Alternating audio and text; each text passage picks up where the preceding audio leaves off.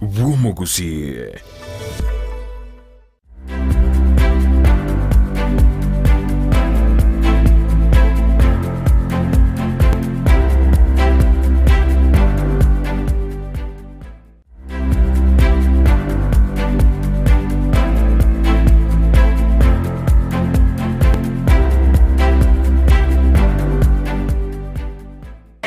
Bienvenue sana mwanchi muri bitaseni kia Ndizi TV ne biro binda na ndengo kwarigania asomoro belyo bw'Esabari yobonchelia aseli tukolia rero turachikobeto kumerana no monchelia monene sana igase orogongo rwa Gusii yoberega kogacha eniwe yaye elinda kwanekia nga abantu igase orogongo rwa Gusii ngo twara bale obumanyi bw'ekerengo keigoro ase ogokora obonchelia begetinga omwanchi muri asama tukayo maiga tomiri tukumerana n'abasaye kuruga orogongo rwa Gusii bakorosia ebintu gotumeka chibao kurendeli tukolia rero babete bagotumanyanga umuntu narorobete gakoba amaigerio litkolia rero ntete tumirane nere yemaseyemo atumanye ningi kiagerete akaimukie getambukero gocha kogacheni boyaye gasorogongo rwa Gusii anamono gosira egesa kukyomo Gusii asoko ene kyabuna nko egenderelia kire litere ne Frida Kerubo na bakwenda kutobuatia stinsemo chichi mitandao asensemo ya Facebook gwetera Ndizi TV News Digital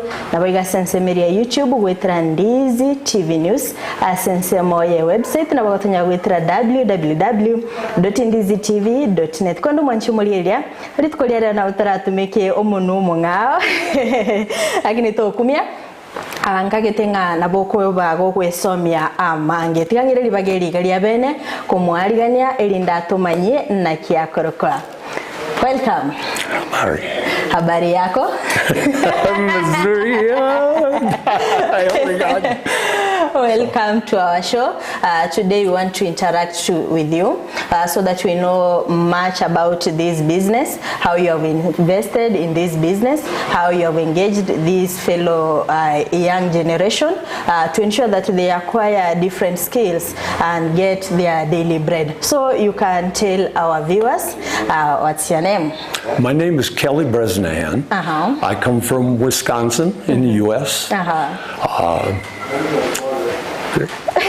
Thank you so much. Welcome to Kenya. Welcome to Gusii land. Thank you. Thank you. I know they have given you some matoke. You know matoke? Oh, yes.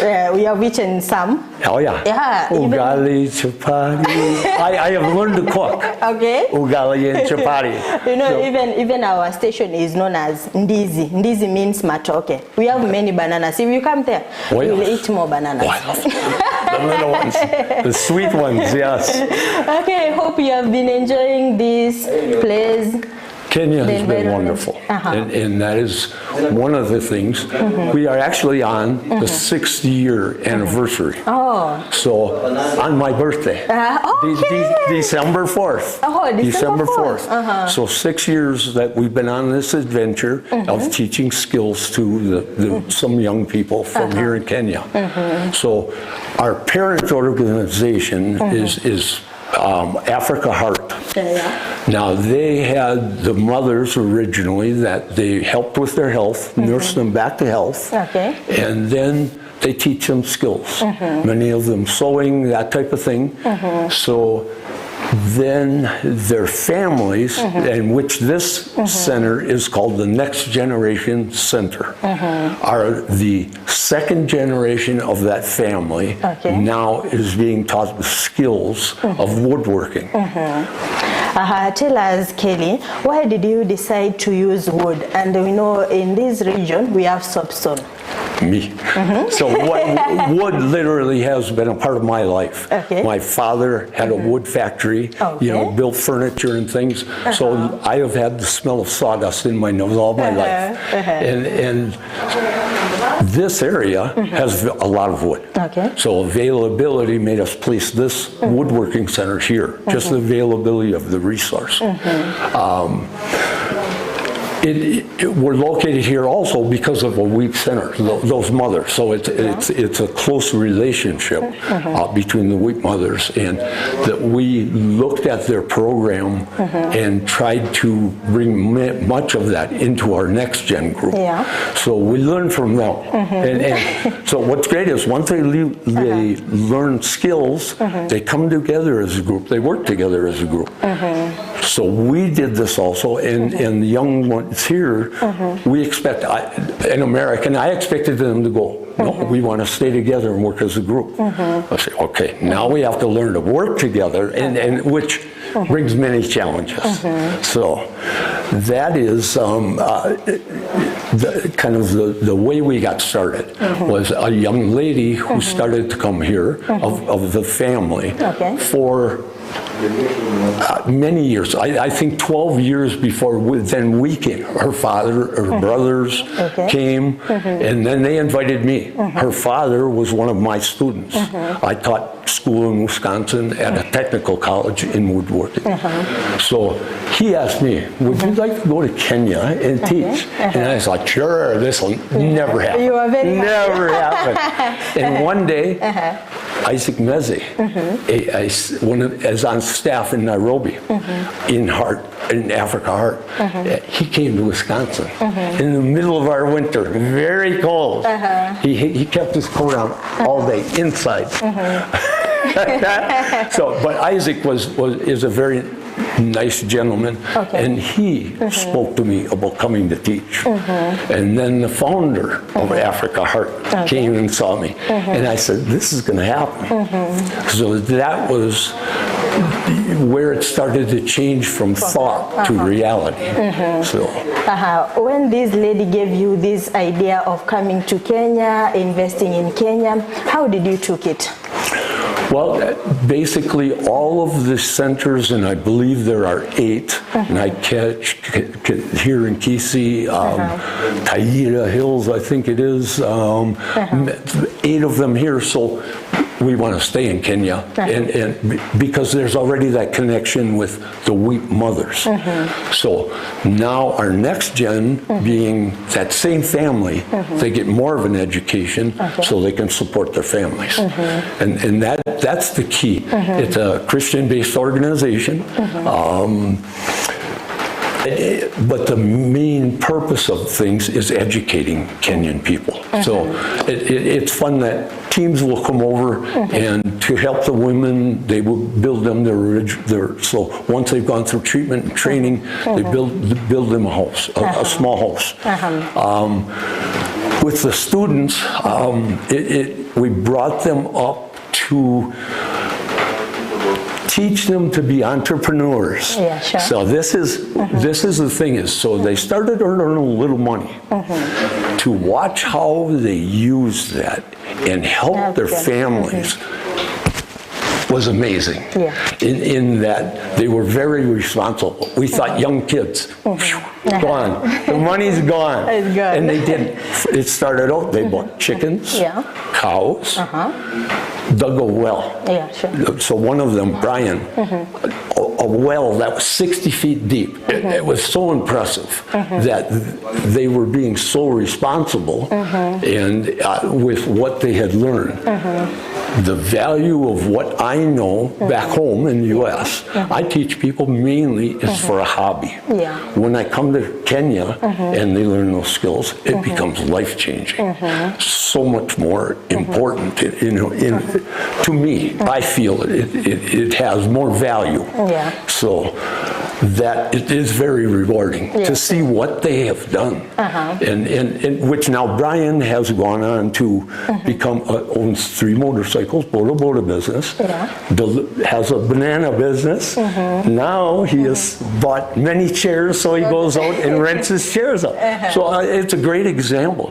Even though he's not a woodworker any longer, he used the knowledge of learning skills and that little income when they were coming through training to grow. And so it really is. It's a wonderful story. So. There's this organization of HEART, whereby you empower women, and there is another one that came from that organization, the Next Generation. As you, Kelly, why have you decided that you should empower the women in the society and also the youth? Yes, and that's it, is value in life for everyone. And that was the original thing with HEART. When they nursed the women back to health by keeping that mother alive, it kept the family together rather than going out to the streets and separating. And so that family is important. And the connection, that's why the next gen, we try to right now, hopefully in the future we can expand to general public, but right now it is that connection. It's in family already, so we're going You on. want to see them succeeding in this life. Yep. Kelly, you came to Kenya, you came to Gusii region, you gave them the skills, but you never gave up on them. Why? Well, it's that belief in education can give you so much power. And the values, to see the differences in the way people think society-wise, so culturally things are very different. You do respect your elders much differently in ways that are different. I shouldn't say much differently, but ways that are different, that are very interesting to us. And so as much as I have been teaching, I've been learning more. So it's one of those things that I really enjoy. I have. It started out as just a teaching assignment, but because of the 6 years of time that we have spent now together, it's almost like we've become family. And so they call me Dad, and that is, it's one of those things that I go,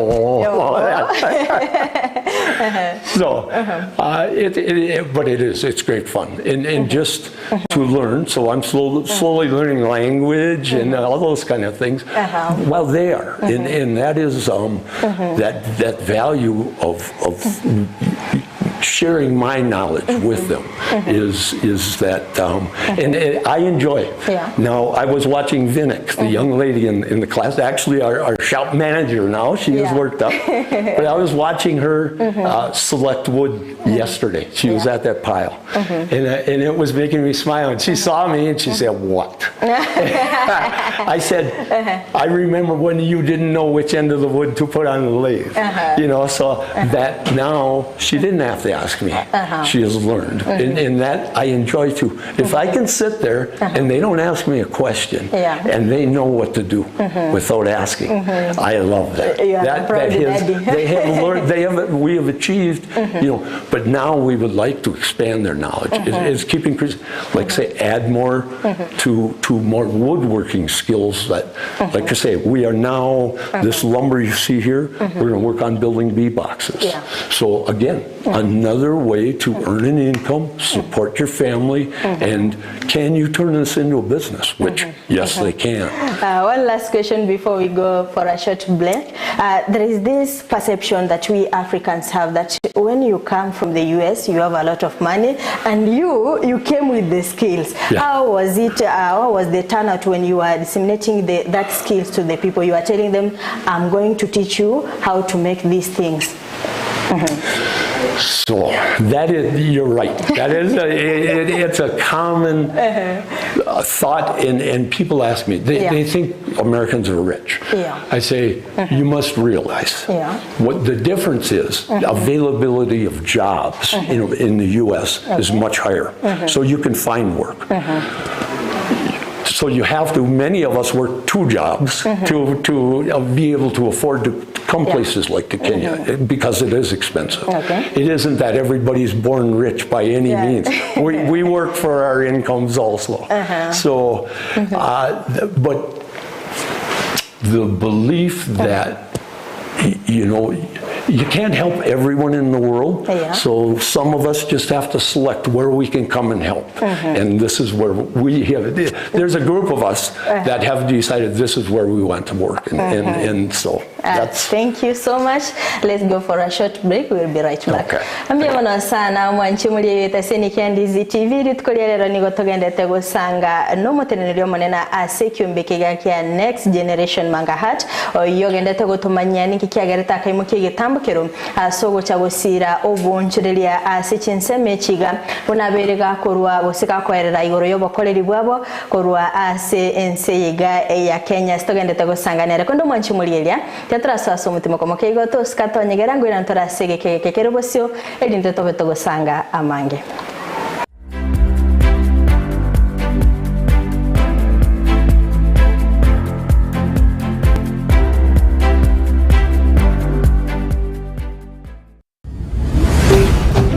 Ndizi TV, ubwansu bw'omugusii.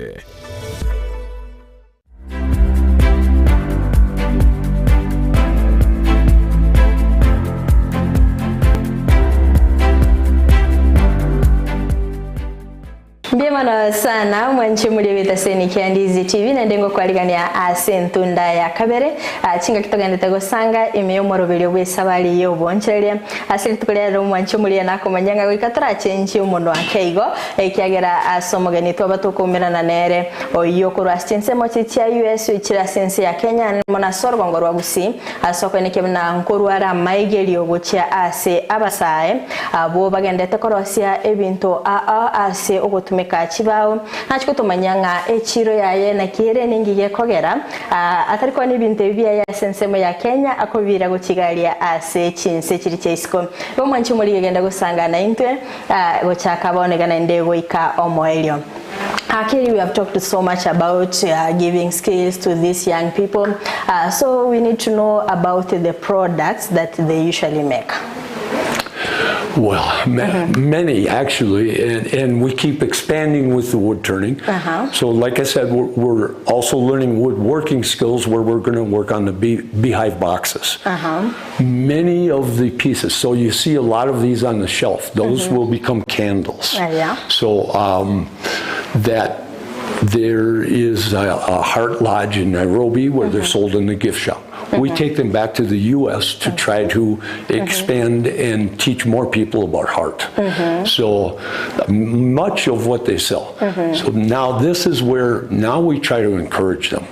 Go out and see where you can sell your product. That's the most difficult thing that we've come up against in that in any group of people. There are natural salesmen and there are workers and you know, so managers and so you have to find your salesman in the group and try to have them pull everyone else along. So that is, I think, our biggest obstacle so far. But in teaching language, so when I started, that whole thing is we had a few that didn't speak English. So myself and the student couldn't communicate. But as we worked together, I saw that they could learn by watching me. And once you realize how you can connect with your student, that's so important because then you don't have to say a word if they can follow along and copy what you do. That's the first challenge you faced when you are giving them the skill. So that is, that I don't think as far as challenges, because they are so willing, they want to learn. They really do want to learn. Despite that they don't know that English that you communicate, but they are willing to learn. Yes, and that's it. So it's I will teach you if you will teach me, and we can learn together. It is very important, and that's what they have been very willing to do. And so it's become really much more of a family kind of feel. At first, I considered the stop of COVID because we stopped having classes at that point. But what it gave me the opportunity to do was spend more time with this kind of core group. So I have spent a lot of time with them now over the 6 years that you know each other well enough. Now we can communicate on a different level, much higher level. And again, it's all about learning. And I think you will show us some of the products and how they are being used, because sometimes Africans don't believe that you are using actually these products. So I think Felix will bring some and you tell us how you use it. Before that, before the end of the show, today I will teach you in our local dialect how we say thank you. So that next time you come, they give you some products, you say, Mbiyamono. Now, it's funny that I always go Biamono as a greeting. Oh. It's not a greeting. Yeah. Tell us about your market. Why did you consider to sell this product abroad and not in Africa? What we do in that, see, that's one of the key things is we want them to sell in Africa, and that's what I talk about. But they have to learn how to sell, and that's where I say that has been our biggest challenge because they have no experience. So that's why you look for that natural, the one that speaks well and can go out, and that's where I say he has to kind of bring the others with him. But we talk about, you see this and say, okay, this is your competition. When we see the same thing we make in the stores, we know there are others here in Kenya making that product. So do you want to compete with something that's already there or make a new product that isn't? So again, learning process and what do Kenyans want? So much of what I create in the U.S. is artistic. Here, much more functional. And so that's the difference now. Now I would like to get them up higher in doing those artistic pieces that because we see that here's our product. What we have here, this would be like a sugar bowl. So very nice. We have found some manufacturers that sell us wood, some Kenyan manufacturers of like doors that had donated a lot of beautiful wood. And we always accept donations if someone sees this and they're willing to help us. So salt and pepper shaker. Now the kids came up with this design. I don't know where they got the idea, but they showed that to me and I like and it. You are very much okay, at least they are expanding. We make a lot of product. Felix, could you bring some crosses, please? You know, things like this, the clock, little Christmas ornaments. Let's see. This is one of the candles I was telling you about. We do them twice, two different ways. Wick in the bottom of here, some with the wax, the tins, and they are more aromatic. They have a fragrance. Crosses, so Kenya has many churches. And this is one of the things. So we do candle stands, crosses, that are very popular. So those are the type of things that you have to figure out. And sometimes it takes time. And because we don't know what will sell. And what we found that some Kenyans want plainer wood so it keeps costs down. Because some of the woods we thought were beautiful, you pay more for, so it raises the price of your product. So how is the response from the product that we make in Kenya, in the U.S.? To the U.S.? They do as good a job as many of my friends in the U.S. That's the thing. The quality of their work, if you look at it, it's beautiful. That is just one of those things. So it doesn't matter where you're located, it's the knowledge you gain that makes you a good turner. So you can be a good turner here in Kenya, or you can be a good turner in the U.S. or in Germany or wherever else. But that's the thing, is they have done well. And then we've got a gentleman from Kisumu, Joshua Omandi, who has helped us more than I can explain, who was when we went home, Joshua was here. Now he has a business in Kisumu, but he had a website with wood turning. And Rick, the father of the Van Sistine family, saw that video that Joshua had put up. Yeah. Now we had a Kenyan that we could bring in to the group and as our instructor here when we weren't here. Yeah. And that's been just a wonderful relationship also. Joshua and I are good friends. I stayed at his house earlier this week. It's okay. So. I know when you entered the market, you need some entrepreneurial skills. Maybe what are your plans so that this generation now, they have the skills of making different products? How are you going to help them to venture into various markets?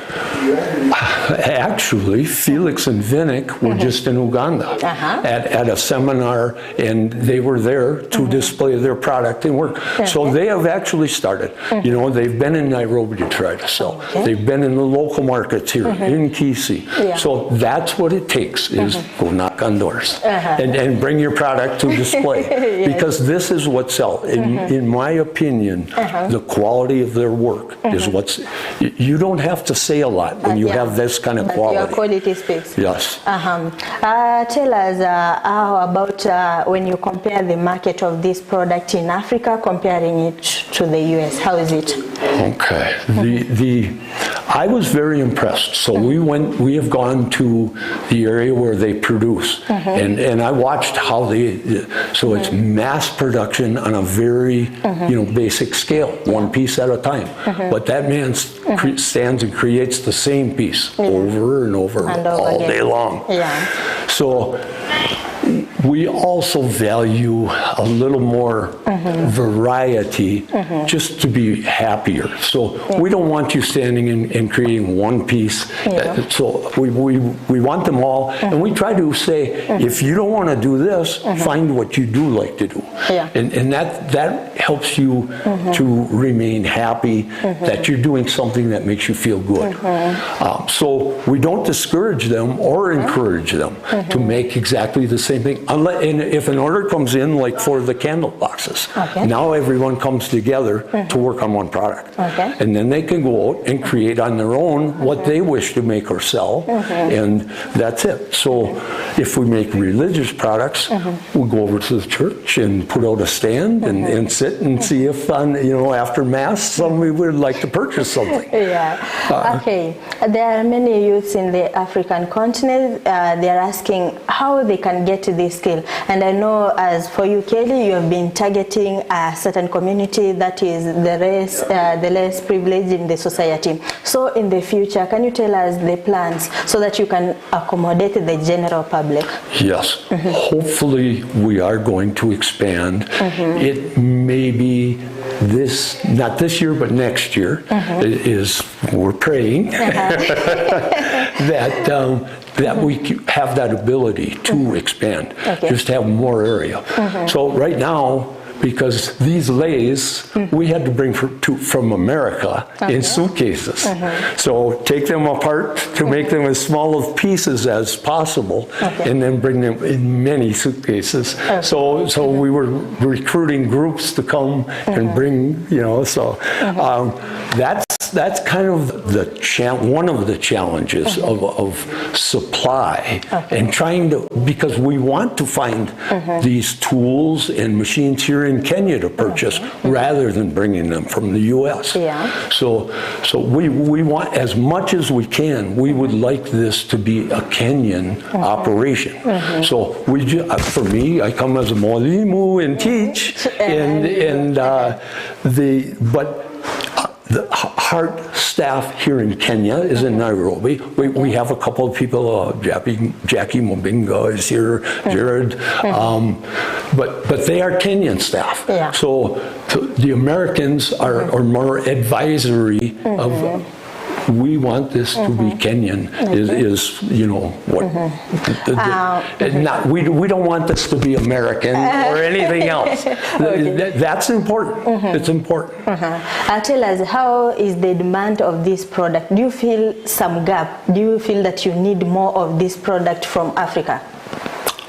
I do. And I have had people ask me, how can I get that for my shop? Okay. So there are, just by having these, and we have people that have come here that have taken product home. When other people see it, they ask.